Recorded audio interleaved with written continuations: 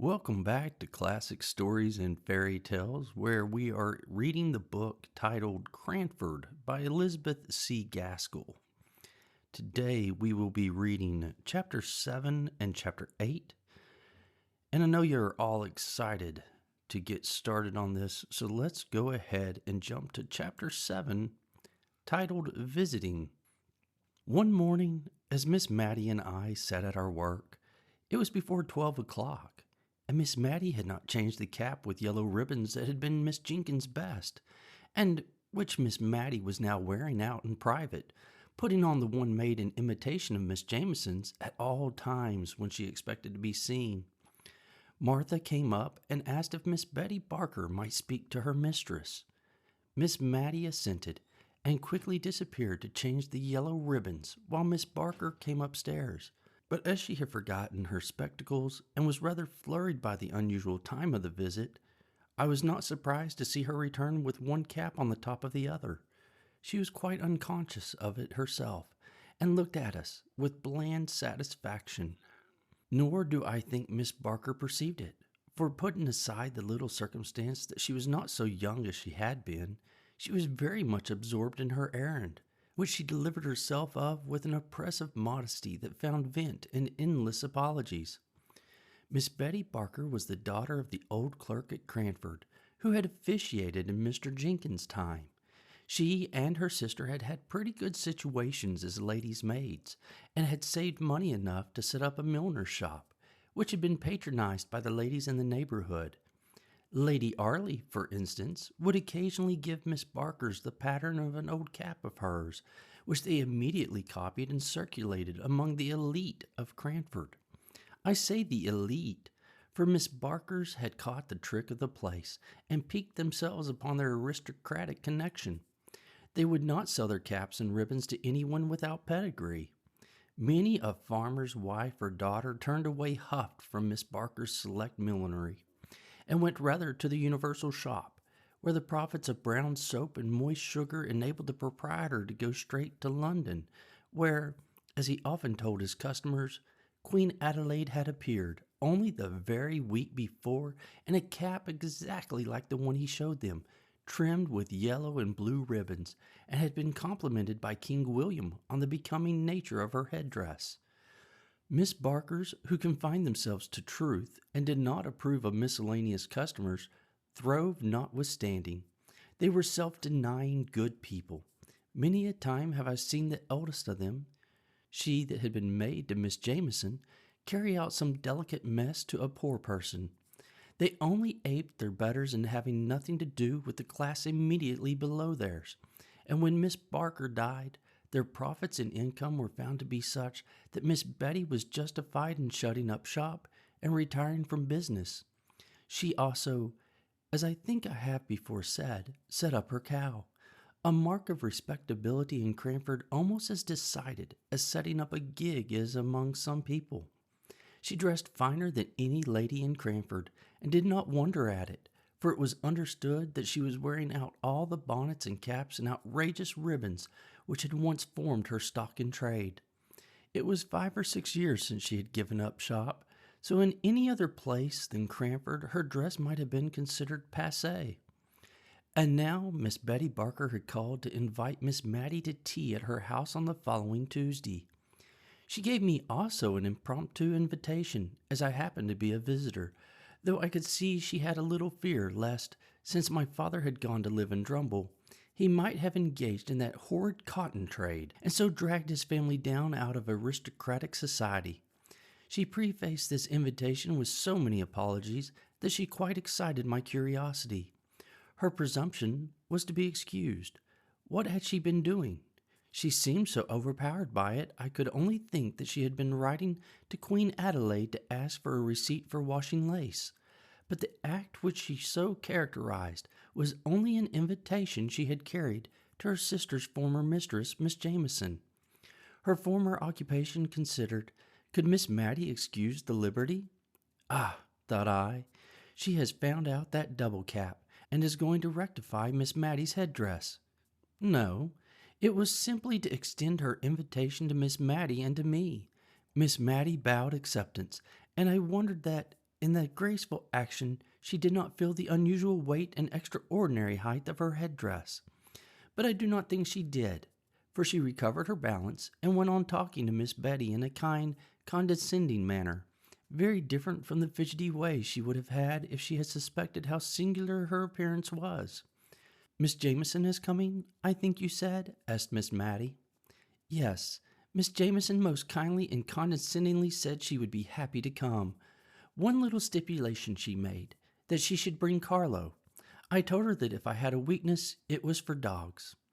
"And Miss Pole?" questioned Miss Matty, who was thinking of her Poulette preference, at which Carlo would not be available as a partner. "I am going to ask Miss Pole, of course. I could not think of asking her until I had asked you, madam, the rector's daughter, madam. Believe me, I do not forget the situation my father held under yours. And Miss Forrester, of course. And Miss Forrester. I thought, in fact, of going to her before I went to Miss Pole. Although her circumstances are changed, madam, she was born at Tyrrell, and we can never forget her alliance to the Biggs of Bigelow Hall. Miss Matty cared much more for the little circumstances of her being a very good card player. Miss Fitzadam, I suppose?" "No, madam. I must draw a line somewhere. Miss Jameson would not, I think, like to meet Miss Fitzadam. I have the greatest respect for Miss Fitzadam, but I cannot think her fit society for such ladies as Miss Jameson and Miss Matilda Jenkins." Miss Betty Barker bowed low to Miss Matty and pursed up her mouth. She looked at me with sidelong dignity, as much as to say, although a retired milliner, she was no democrat and understood the difference of ranks. "May I beg you to come as near 6:30 to my little dwelling as possible, Miss Matilda? Miss Jameson dines at 5, but was kindly promised not to delay her visit beyond that time, 6:30. And with a swimming curtsy, Miss Betty Barker took her leave. My prophetic soul foretold a visit that afternoon from Miss Pole, who usually came to call on Miss Matilda after any event, or indeed in sight of any event, to talk it over with her. "Miss Betty told me it was to be a choice and select few," said Miss Pole, as she and Miss Matty compared notes. "Yes, so she said. Not even Miss Fitzadam." Now, Miss Fitzadam was the widowed sister of the Cranford surgeon, whom I have named before. Their parents were respectable farmers, content with their situation. The name of these good people was Hoggins. Mr. Hoggins was the Cranford doctor now. We disliked the name and considered it coarse, but as Miss Jenkins said, if he changed it to Piggins, it would not be much better. We had hoped to discover a relationship between him and the Marchioness of Exeter, whose name was Molly Hoggins, but the man, careless of his own interest, utterly ignored and denied any such relationship, although, as dear Miss Jenkins had said, he had a sister called Mary, and the same Christian names were very apt to run in families. Soon after Miss Mary Hoggins married Mr. Fitzadam, she disappeared from the neighborhood for many years. She did not move in a sphere in Cranford society sufficiently high to make any of us care to know what Mr. Fitzadam was. He died and was gathered to his fathers without ever having thought about him at all. And then Miss Fitzadams reappeared in Cranford, as bold as a lion, Miss Pole said. A well-to-do widow, dressed in rustling black silk, so soon after her husband's death that poor Miss Jenkins was justified in the remark she made that Bombazine would have shown a deeper sense of her loss. I remember the convocation of ladies who assembled to decide whether or not Miss Fitzadam should be called upon by the old blue-blooded inhabitants of Cranford. She had taken a large rambling house, which had been usually considered to confer a patent of gentility upon its tenants, because once upon a time, 70 or 80 years before, the spinster daughter of an earl had resided in it. I am not sure if the inhabiting this house was not also believed to convey some unusual power of intellect, for the earl's daughter, Lady Jane, had a sister, Lady Anne, who had married a general officer in the time of the American War, and this general officer had written 1 or 2 comedies, which were still acted on the London boards, and which, when we saw them advertised, made us all draw up and feel that Drury Lane was paying a very pretty compliment to Cranford. Still, it was not at all a settled thing that Miss Fitzadam was to be visited when dear Miss Jenkins died, and with her something of the clear knowledge of the strict code of gentility went out too. As Miss Pole observed, As most of the ladies of good family in Cranford were elderly spinsters or widows without children, if we did not relax a little and become less exclusive, by and by we should have no society at all. Miss Forrester continued on the same side.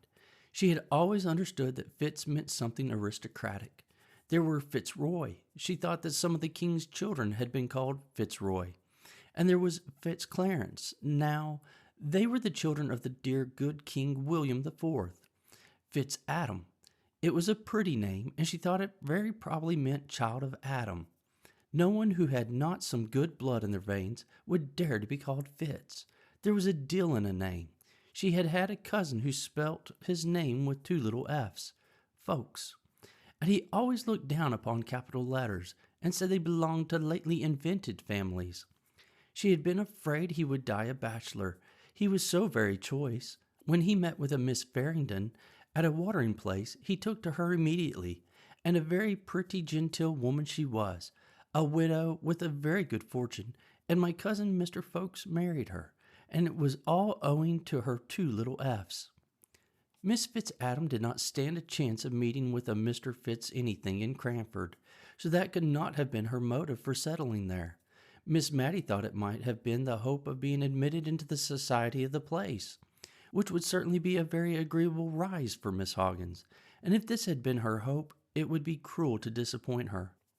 So everybody called upon Miss Fitzadams, everybody but Miss Jameson, who used to show how honorable she was by never seeing Miss Fitzadam when they met at the Cranford parties. There would be only 8 or 10 ladies in the room, and Miss Fitzadam was the largest of all, and she invariably used to stand up when Miss Jameson came in, and curtsy very low to her whenever she turned in her direction, so low, in fact, that I think Miss Jameson must have looked at the wall above her, for she never moved a muscle of her face, no more than if she had not seen her. Still, Miss Fitzadam persevered. The spring evening were getting bright and long when 3 or 4 ladies in calashes met at Miss Barker's door. Do you know what a calash is? It is a covering worn over caps, not unlike the heads fastened on old-fashioned gigs, but sometimes it is not quite so large. This kind of headgear always made an awful impression on the children of Cranford, and now 2 or 3 left off their play in the quiet, sunny little street and gathered in wondering silence round Miss Pole, Miss Mattie, and myself.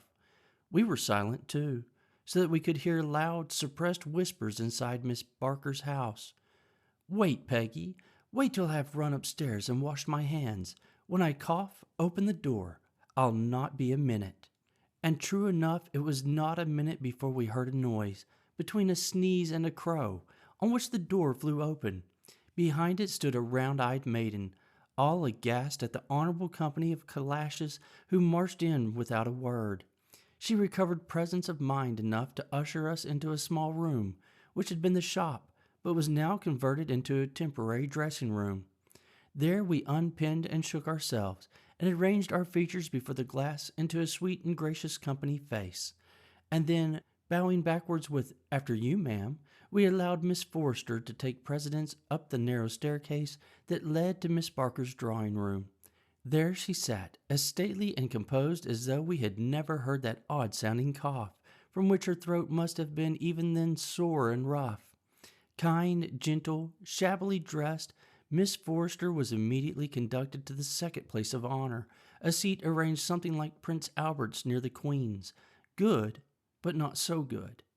The place of preeminence was, of course, reserved for the Honorable Miss Jameson, who presently came panting up the stairs, Carlo rushing round her on her progress, as if he meant to trip her up. And now Miss Betty Barker was a proud and happy woman. She stirred the fire and shut the door, and sat as near to it as she could, quite on the edge of her chair. When Peggy came in, tottering under the weight of the tea-tray, I noticed that Miss Barker was sadly afraid lest Peggy should not keep her distance sufficiently. She and her mistress were on very familiar terms in their everyday intercourse, and Peggy wanted now to make several little confidences to her, which Miss Barker was on thorns to hear, but which she thought it her duty as a lady to repress. So she turned away from all Peggy's asides and signs, but she made 1 or 2 very malapropos answers to what was said, and at last, seized with a bright idea, she exclaimed, "Poor sweet Carlo!